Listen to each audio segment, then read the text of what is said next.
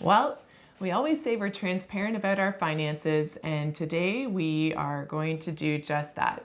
Our plan is to reach FIRE in 2024, but today we're going to talk about a capital loss that we just took, the reasons why we took that loss, and stick around till the end and we'll let you know all the lessons we've learned from this particular incident.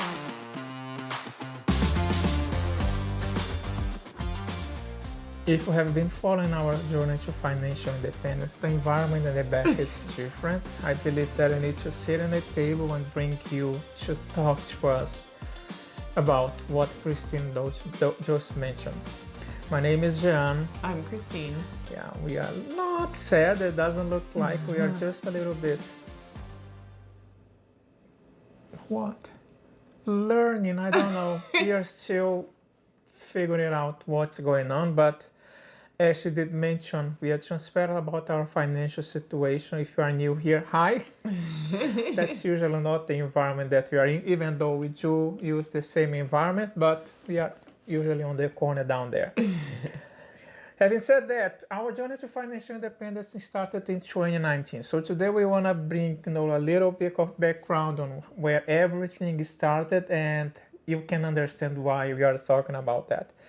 Our journey started in 2019 where we had around $6,000 in consumer debt. We were able to finish that debt, and ever since we have been investing quite aggressively to become financially independent in 2024. 2021, when we created this channel, there was always a battle, even though she always won between, is it going to be 2024 or initially when we thought 2028. We were able to reduce 4 years, making a lot of I'm not going to say, but changes. sacrifices. No, I wouldn't even call them sacrifices because I don't even miss any of the stuff that we stopped doing, buying, consuming. Yeah. Just changes. Changes, okay, I'm gonna take changes, even though some of them were sacrifices. But either way, we were able to reduce this number by 4 years, from 2028 or 2024. And what happened is what we wanted to talk to you today. The reasons why we think it's 2024. What have we done? I'm gonna say wrong, but she's gonna say it's not wrong. It's a, how do you call it? A learning opportunity. A learning opportunity. So we are talking for everybody. For this one's everybody. A big one that everybody can learn from. Yeah. And we feel that by doing that, if you are on the journey to financial independence, you can see as, a flag that you can think about and you say, oh, if I go on this route, here's what it might happen to me or you or whichever that person is. Just keep in mind, we are not financial advisors, and everything that we are doing here is sharing our journey. Might inspire you and might raise a flag and say, I don't want to do that, which is totally fine. Yeah. So we're just regular people learning along this journey, and we've had a lot of great feedback from everybody. But today we're going to talk about something that we decided to do this past month. But to kind of preface it all, we want to go back to the beginning.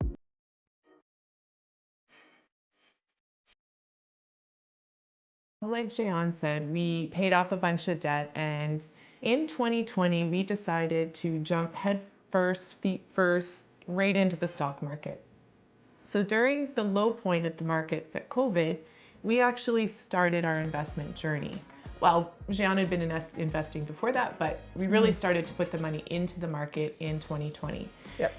And since that point, really, with a little bit of down to it, but mostly the markets have been going up, right? So we've seen a really great increase in our numbers, right? Yeah. We've been investing a lot of our own money, but we've also been investing the capital from our house, the equity from the house. Yes. Stick until the end, because we are going to clarify some of the questions that we might have as we, speak about the topic. So everything was good, and I do remember one episode when we were in Mexico in 2021. Just after coffee, we were by the pool, and I was doing swing trades. You can take a look at one of the playlists that we have here, so you can see the swing trades that we have been doing as passive income. markets were down, and then we thought, well, maybe we should invest a little bit, and we started doing this. I mean, even though I was doing that before, but I believe that we were basically trying to reduce from 2024 maybe to 2023 or 2022. Yeah, the difference. Possibility of retiring early or stop working. Yeah, and the difference was that previously Jean had been buying and selling Bank of Nova Scotia. Yes. So a very stable stock. It had some price fluctuations that allowed us to cash in on some capital gains as well as receive quarterly dividends. So not only were we getting the capital gains, we were also getting dividends. So if we had to hold on to that stock for a little bit of time, we weren't too worried about it. What changed in Mexico is, what did we start trading?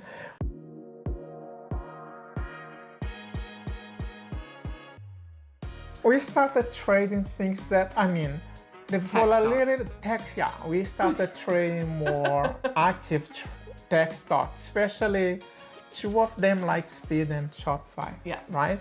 So it's nothing wrong with the companies themselves. That's what I have to keep in mind. We are just using the ones that we did use because we thought that it might be a good opportunity. And we were using them for swing trading, Yes. not for hold and like buy and hold investing. Yeah. If you don't know what a swing trade is in simple terms, is when you buy a stock and you hold for 2 or more days with the assumption that you're gonna make a profit. So if I buy, for example, for 65 and if I sell tomorrow for 68, this $3 difference is what we are gonna capitalize, and as a result we can use it more money. So we basically borrow money from the broker to invest, and we would have to pay the broker the money, the commissions that they were using since. The commissions and the interest. And the interest, we use the money. Yeah. So we were doing these swing trades, all of them actually. We've always done the swing trades using the margin in the margin account, including the Bank of Nova Scotia ones. Yeah. I believe that at that point, if I'm not mistaken, we were able to make around $41,000 or $40,000. If we were up $40,000 at that point. Yeah. So that was October of 2021. So we did this a little bit, and then into December, we decided to buy what? I don't remember. Shopify. Even more. Yeah, that's true. And this is where our story started to take a change. Because what happened in January of 2022? The prices kept going down. Everything and started down to and go, down. and especially the tech sector. Yeah. As we are recording this video, in October 2022, you can see the reference that the market really took a hit, and not only Shopify, I mean, all the market really went down. Tech stocks, I believe, everywhere in the globe, right? So that's what happens to Shopify as well. Yeah. And I think, to be completely frank, we were not... Maybe we just didn't notice the signals. Everybody out there was talking about, inflation was going to be coming and the markets were going to crash. And we took a lot of it as just YouTube hype, but we didn't really take into a fact that a lot of this information was also coming from reliable sources. But we really didn't know how to process it or the real effect that it was going to have on the market. So... we kept joining and then thinking... We didn't keep trading. We just held on. We just held on, and we started doing DCA, which is, the price is down. I'm going to buy a little bit more, and as I buy a little bit more, my average price will drop, right? So it kept joining, and no recovery from the market at all. Yeah. And I think ultimately we probably would have maybe just held on to Shopify because we do have a lot of faith in the company. Maybe it's not going to go back up to those highs of $2,000 or now, because they did a stock split, $200 a share anytime soon. But we do have faith that it's going to recover. It is a solid stock. The problem was it was taking a bit of an emotional toll on us. Yeah.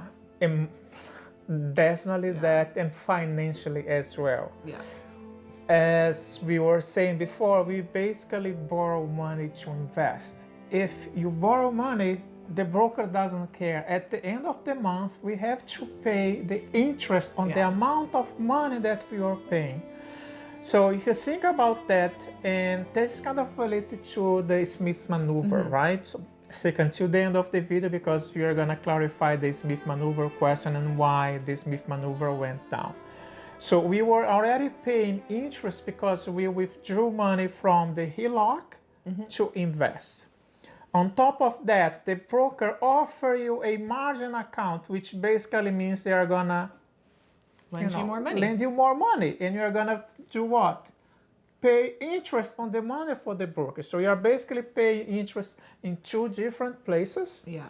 and that's what we end up doing. Really nice at the beginning. We were making great profits, but as the market keeps going down and down and down, Yeah. doesn't care. You still have you're still borrowing money. Yeah. You have to pay. When we were doing the Bank of Nova Scotia swing trades, we would maybe have to hold Bank of Nova Scotia for a couple of weeks. Yeah. And it's not that we don't, like, honestly, we don't mind paying the interest because at the end of the year, it Yeah, is a tax deduction. beneficial, So yeah. it's fine. The problem, not even the problem, the stressful part is that we were now stuck with Shopify and we knew that it wasn't going to go back up anytime soon. So we needed to make a decision. So we did a little bit of consultation with our accountant. And in the end, we decided that in the Smith Maneuver account, we were actually just going to sell Shopify at the loss that we had it at. Yeah. It was a substantial amount of money. However, that capital loss is going to be able to be carried forward indefinitely, Yes. and we can go back 3 years and offset any capital gains in the past. And the reason we decided to take it in the Smith Maneuver account is because our house here in Toronto, currently we rent half of it. In the future, in 2 years, when we do reach fire in 2024, because it's still going to happen, we're going to rent the whole house. And by doing that, we now will have to pay capital gains on our home when we decide to sell it. Because we can carry this capital loss forward indefinitely, when we do sell the house, when we do incur that capital gain, because it has appreciated quite a bit, we'll be able to offset that and have to not pay as much or any tax, hopefully, on that gain. Yeah. But it was a big choice.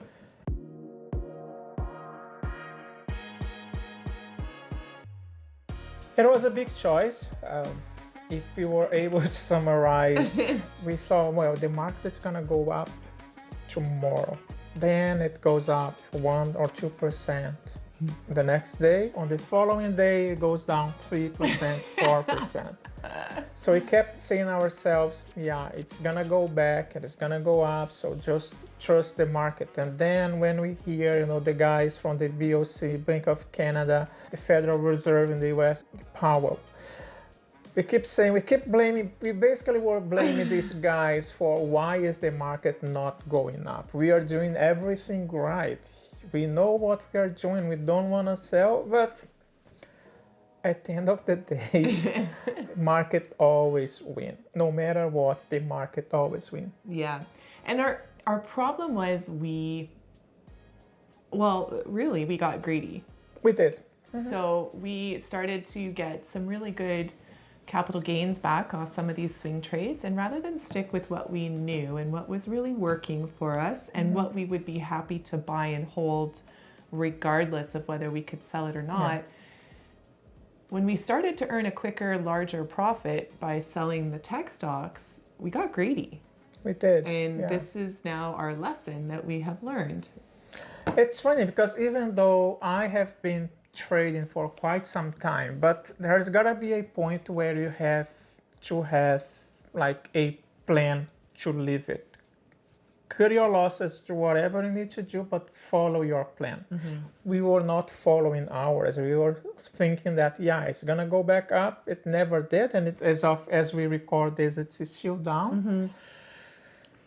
But I believe it was a necessary one, right? Yeah, and I think at the end of the day, we were really stressed watching that that position, right? Up it went, down it went, up it went, down it went, down it went, down it went. Yeah. And I think by selling it, even though we took the loss on it, I think we're at peace with that decision. It's going to benefit us down the road. Right now, it does set us back a little bit, but not too much. We're still going to be okay. We have a plan and we're going to execute it. It's not going to stop our journey, but it will change how we move forward in the journey. 100%. Yeah. So, some of the lessons learned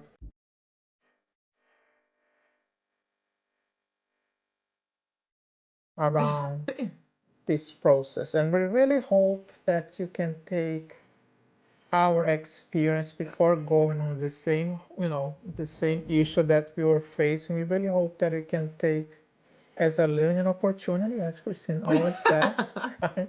Because it was a big one for us. It was a big one for us. So what is the first point that we think it's important?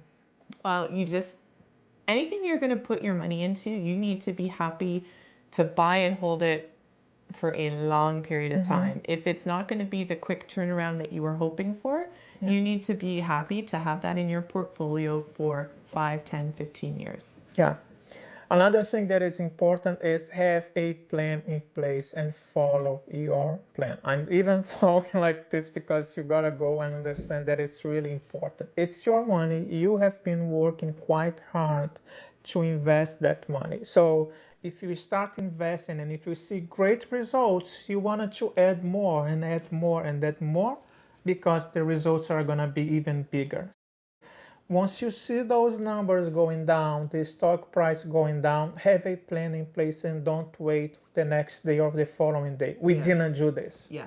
And to be fair, we don't care about our dividend stocks being down and up and down and up. Yeah. And we don't even care if we're down lower than what we bought into those stocks at, because we know they're quality stocks. Every quarter, we're getting those dividends, and it's our money that we've invested. So we're not worried about those. And I think that one of the big lessons is that quick buck doesn't exist. There is always... There's people smarter than us. Yeah, and the market is ultimately going to do what it does, and we have no control over it. So, yeah.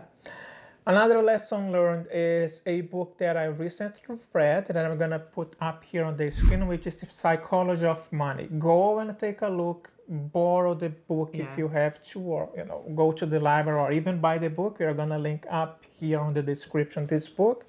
You're going to see exactly what the author says about being greedy and not following the plan. We wanted to make quick money. We did in the beginning, but here we are. Yeah, we let emotion take over our decision making, and that's our downfall. That's a problem. Yeah, that was our downfall, because when the stock started to go down, we didn't want to take that smaller loss up front. We're kept telling ourselves, it's going to turn around. Yeah. And we were scared to take that loss. Ultimately, we've taken a much larger loss on it. Upwards to 70% of the value is our capital loss on this particular investment. But we've learned this lesson. It is what it is. We keep learning and... Don't overbuy any one stock. Yeah. So in summary, that's what happened. So we decided to get more money. We decided to borrow using the margin account to borrow. We did not have a plan in place. We were not that experienced, and we did not follow what we have to. As a result, we have this big loss, but I'm glad that you don't have to do this, because you are watching this video and you might, think, it does make sense. You're gonna click on the like button and you're gonna say, yes, more people have to see what these guys are experiencing.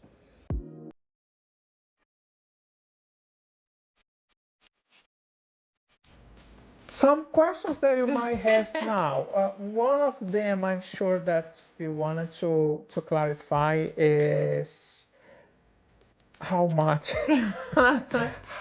did you guys lose?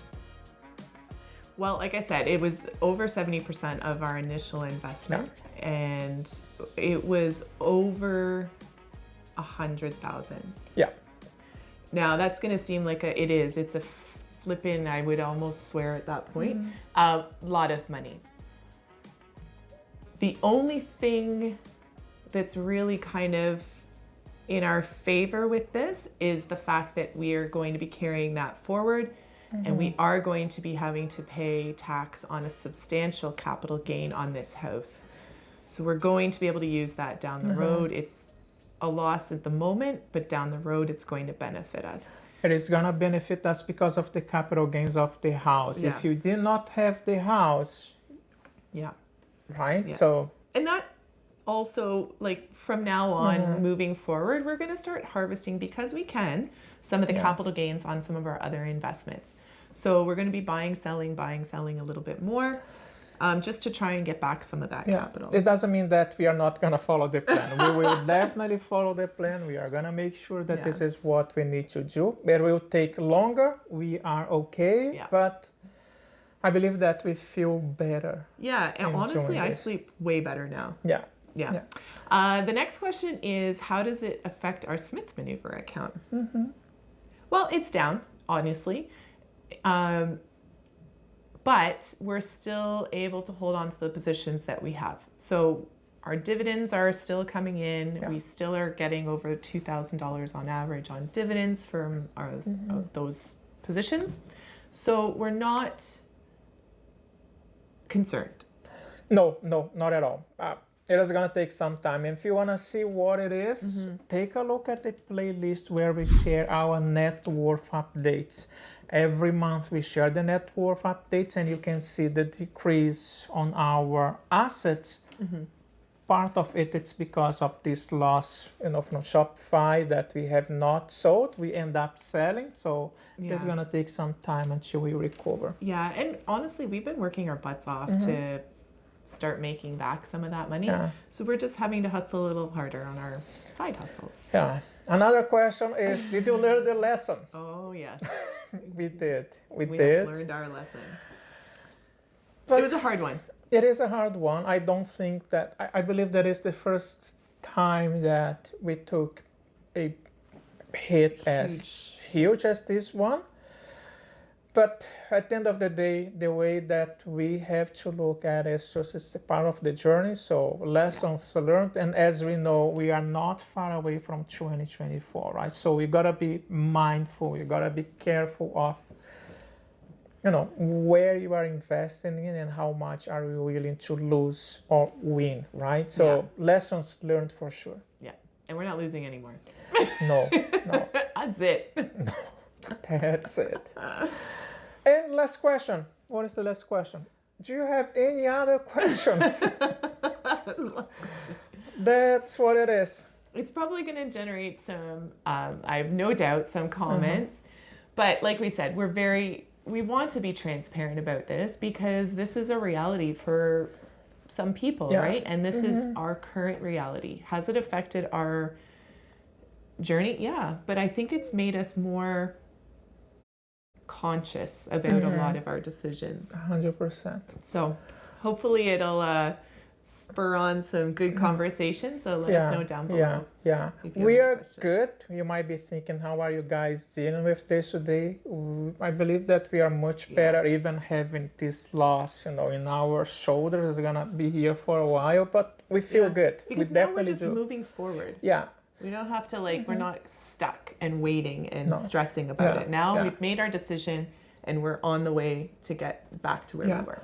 Not financial advice at all, but if you are in the same situation or deciding what you need to do or not, talk to somebody who understands your financial situation. That is really important. We did talk with our accountant once, we received, you gotta go and sell. It took us some time to process that. We didn't come back. I mean, even though we left on that day, we're gonna do this next day. We didn't. It took us maybe 2 weeks until we realized this is what we need to do. We were one day here, I was working, Christine came back home and she said, I'm not feeling good. She was stressed, and I said, okay, sit by my side, And we sell. sold it. Done. Okay, let's move forward. Yeah. And that's what we're doing. So that was this week's video. Required a little bit of wine. But like we said, we felt like it was a video worth making, and that hopefully you guys Yeah. can learn from this experience. Yeah. And let us know if you have any questions. Yeah, yeah. I just wanted to clarify one last thing, sorry, before I forget. If you think about the Smith maneuver, our core portfolio of dividend, of Canadian dividend paying stocks, we are still up with it, Oh, yeah. right? So the only issue that we had, the Smith maneuver down, and I'm gonna link up here when Christine mentioned the 20 something percent that we were down, it's because of that stock that we got rid of. Yeah. We don't have that anymore. And that's also just, I know we keep going on here, and that's also taken into account that has already been factored into our net worth. So Yeah. another reason why the net worth is down also. Yeah, So that is correct. we're going forward, we're moving ahead, and only better and brighter things for us coming down the Sounds road. like a plan. Thank you for your time. If you stick up to this point, thank you very much. Lessons learned. Let's just move ahead. And if you like this video, don't forget to either subscribe or Thumbs share up. with somebody who can benefit from our experience. Yeah. Thank you. Have a and great week, guys. yes, and see you in our next video. By the way, let us know if you like this new environment. It's kind of fun. It's different. Yes. Gives us a place for the Yeah, wine. it is. Bye.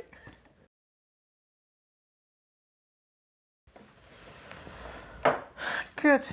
All right, now we need to take a picture, right? Yeah. I want to take a picture where you are. We are recording. We have to stop recording.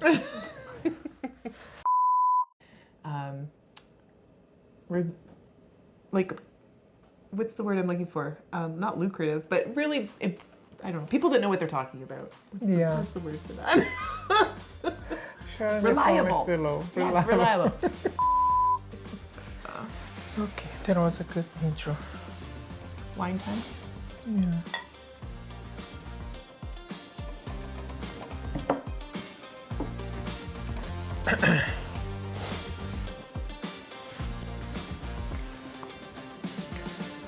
If you have been